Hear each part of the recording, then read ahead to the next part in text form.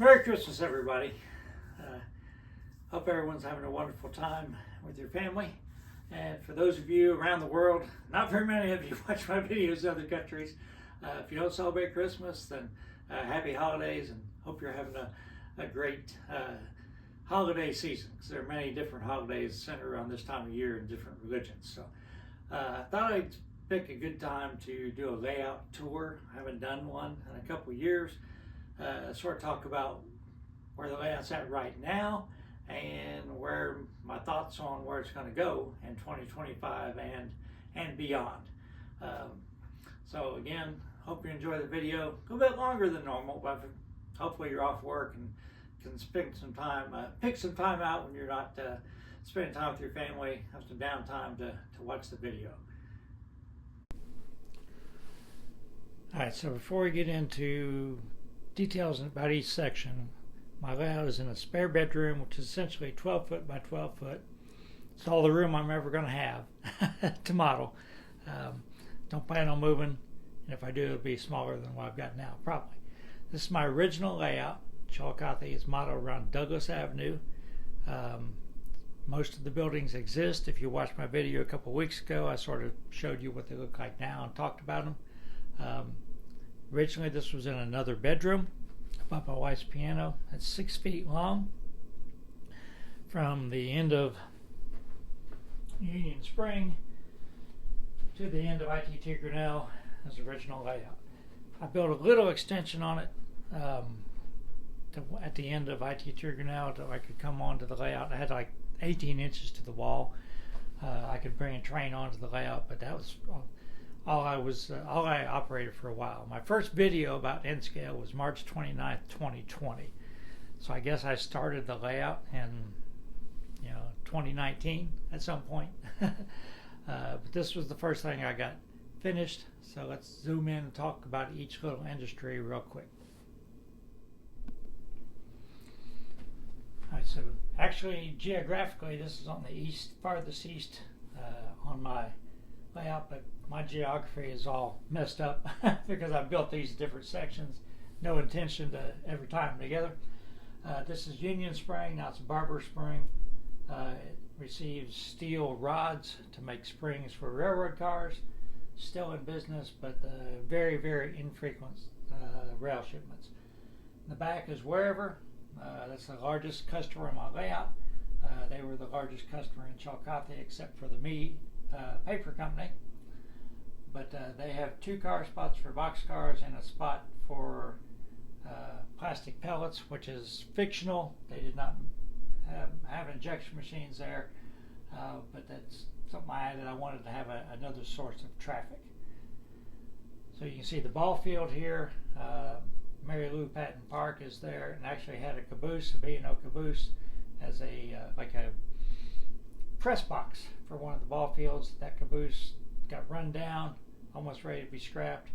The city of Chillicothe saved it and put it down on Water Street, and it's now a railroad museum. So let's pan around the other way.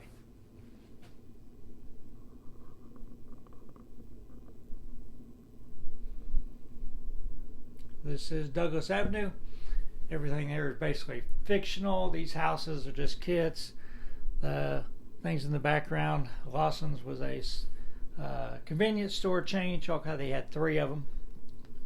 So I want to put a little bit of local flavor there to it. This is Douglas Avenue, runs into Eastern Avenue. Come on around. You see I use NCE Power Cab. Miller Distribution received boxcars full of beer. Just had 1 car spot. We've got ITT Grinnell in the back. Had indoor loading, unloading in that building. Probably had room for 4 or 5 boxcars. And actually both ends of the building had doors like that. And I think they probably actually switched it from the other end. The way it looks now anyhow.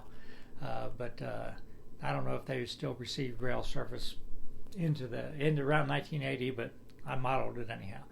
And then here we've got General Chemical, and they receive tank cars and covered hoppers. They make chemicals for either the paper company or water purification for municipal water companies. Oh, by the way, ITT Grinnell receives, it's a plumbing supply company, and they receive items in boxcars.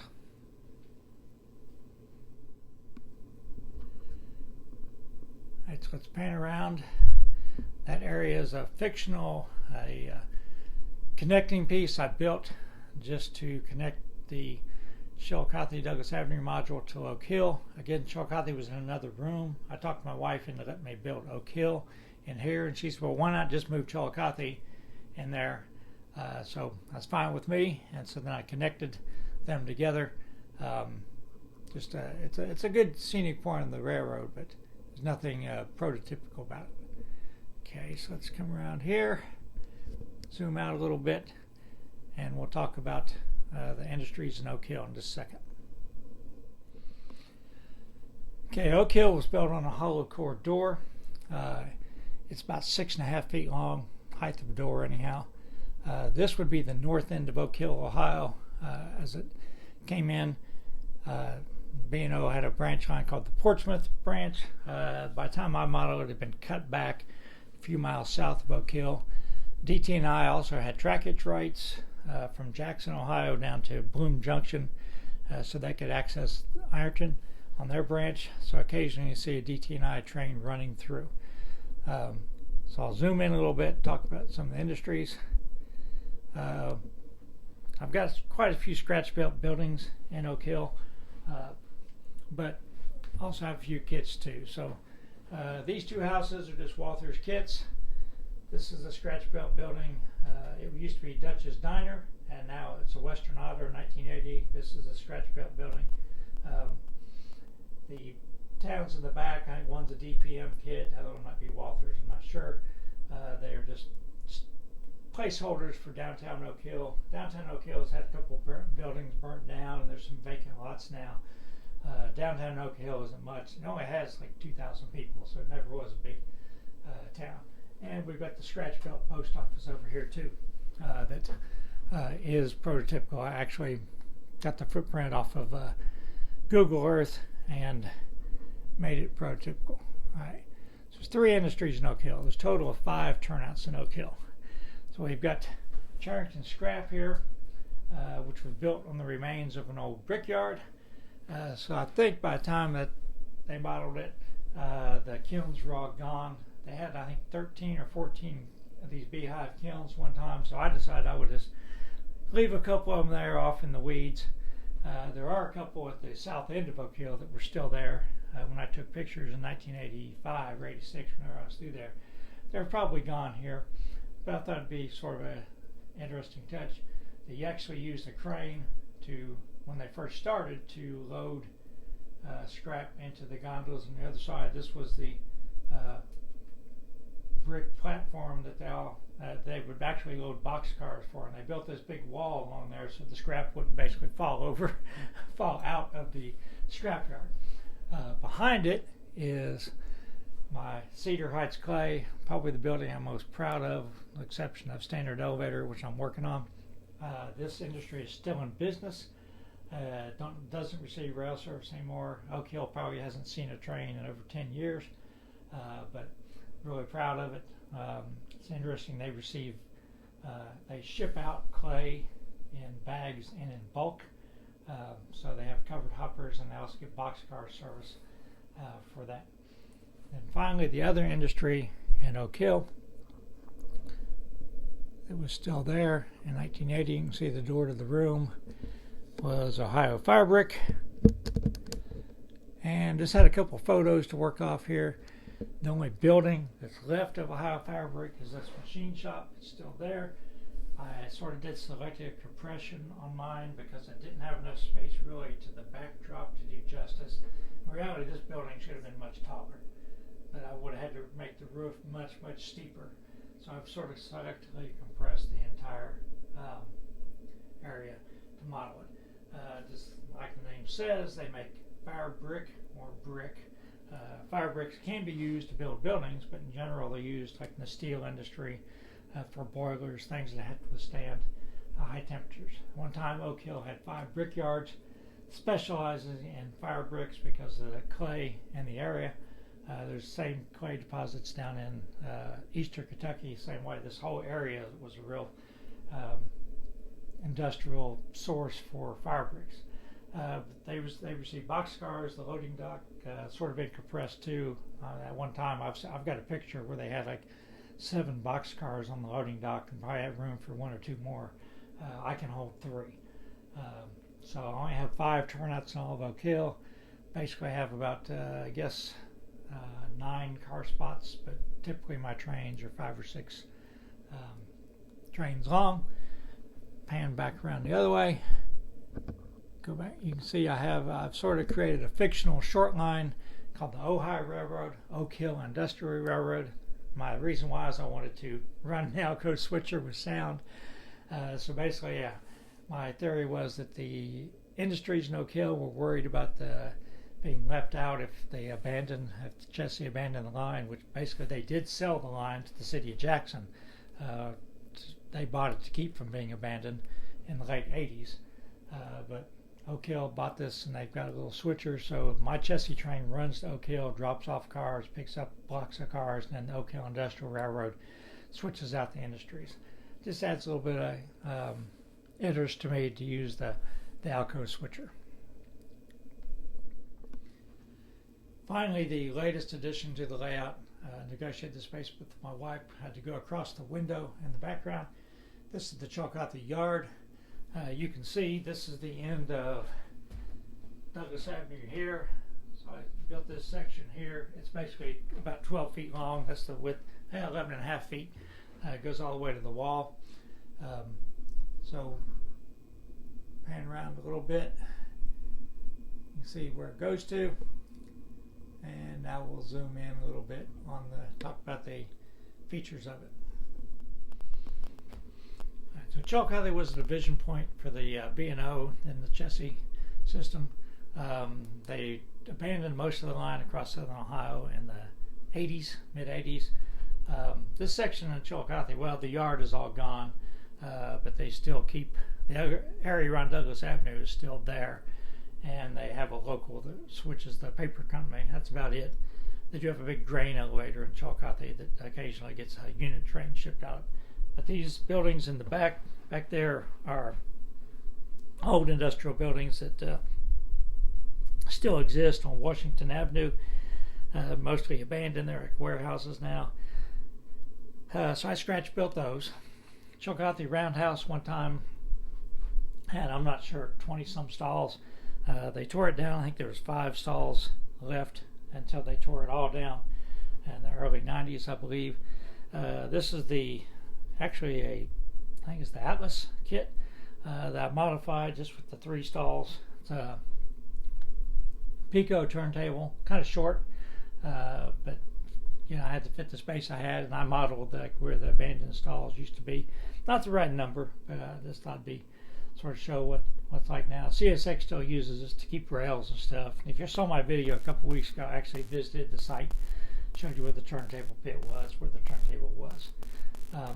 So in the background, you can barely see the blue car pointing out there. That is Watt Street. Again, that's not really where Watt Street was, but that's where. Hi. These are the car shops in Chillicothe.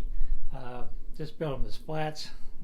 If they were real buildings, they'd both be like, 18 inches, 24 inches deep.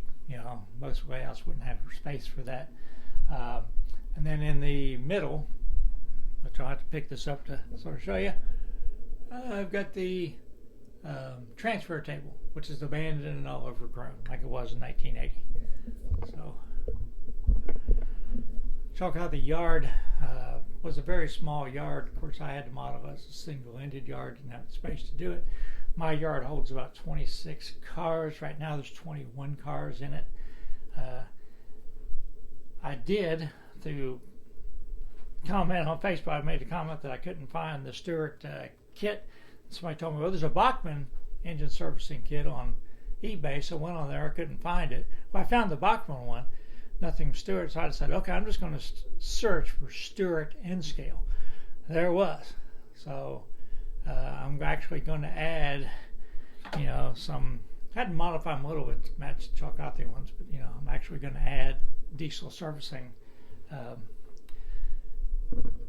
racks there so I can finish that area up. Alright, so panning on around. I've talked a lot about standard elevator lately, so don't need to talk a little bit about that. Actually, you just saw a video on Sunday about it. So I run into the wall down there.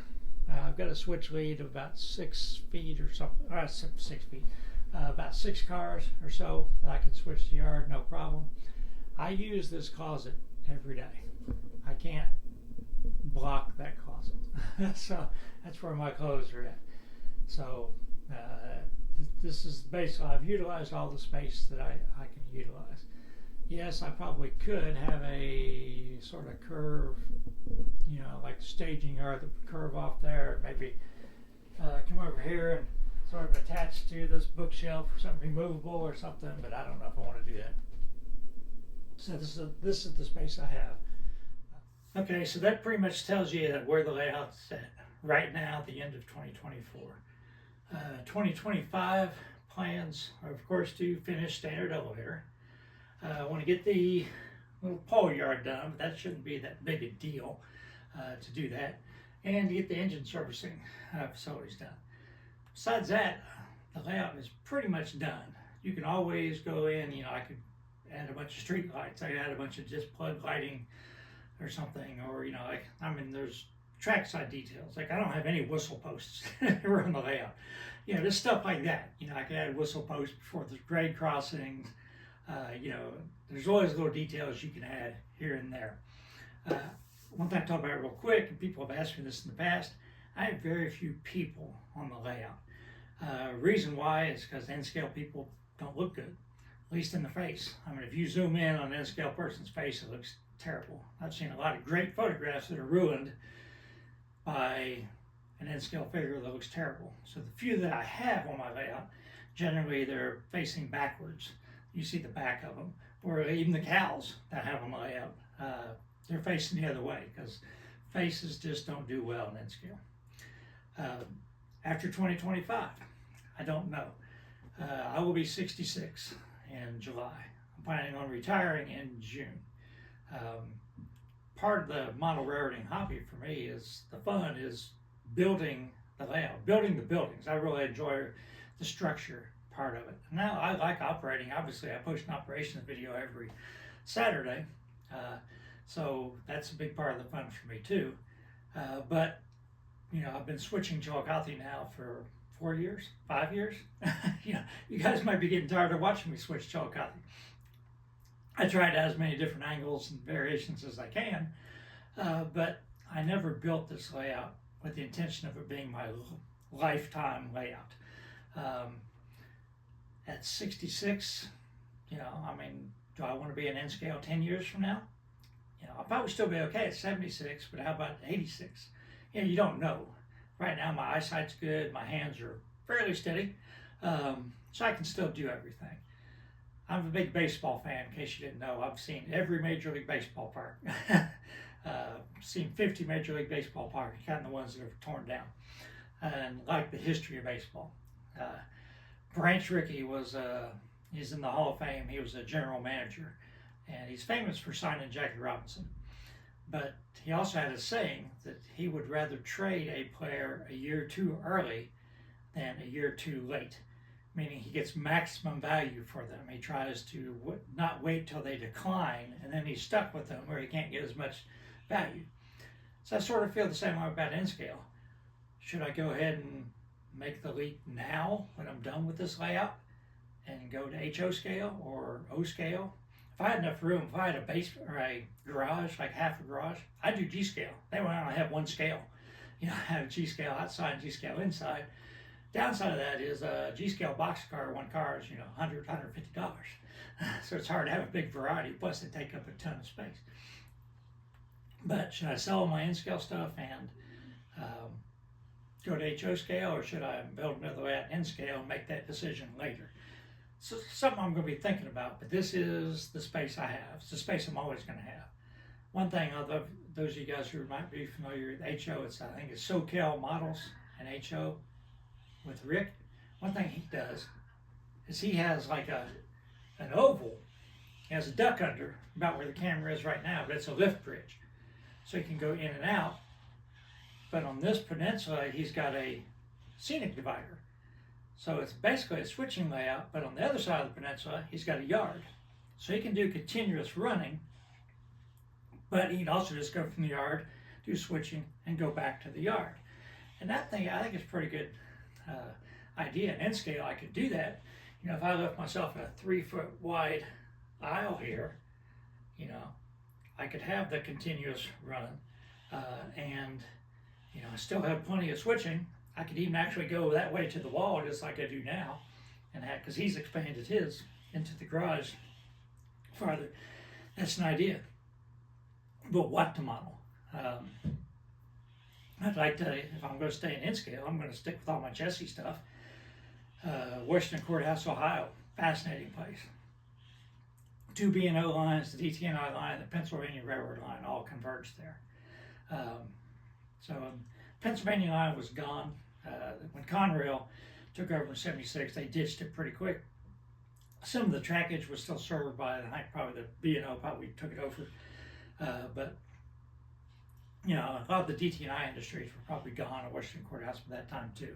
That's a fascinating town. The C&O line that runs down from Columbus down to, used to go to Nelsonville, Ohio, or Athens, Ohio.